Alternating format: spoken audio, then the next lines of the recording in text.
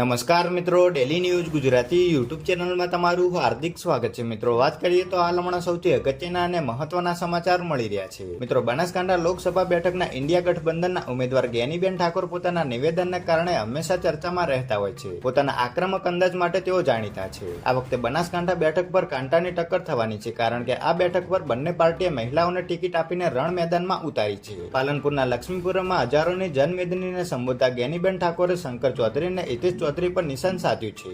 બનાસકાંઠા કોંગ્રેસના ઉમેદવાર જ્ઞાનીબેન ઠાકોરે શંકર ચૌધરી અને હિતેશ ચૌધરી પર નિશાન સાધીને કહ્યું હતું કે રેખાબેનને ટિકિટ અપાવવાવાળા અને તેમના પતિનો સૌથી મોટા ત્રાસ પાલનપુરમાં છે. રેખાબેન માટે એમને બહુ માન હોય તો બનાસ ડેરીના ચેરમેન બનાવી દો. પાલનપુરના લક્ષ્મીપુરામાં હજારોની જનમેદનીને સંબોધતા જ્ઞાનીબેન ઠાકોરે ભાજપના ઉમેદવાર રેખાબેનના પતિ અને શંકર ચૌધરીનું નામ લીધા વિના તેમની પર પ્રહારો કર્યા હતા. જ્ઞાનીબેન ઠાકોરે જણાવ્યું હતું કે સામેના ઉમેદવાર કરતા એમને ટિકિટ અપાવવાવાળા અને તેમના પતિનો સૌથી મોટો ત્રાસ આ પાલનપુર અને વહીવટી તંત્રમાં છે.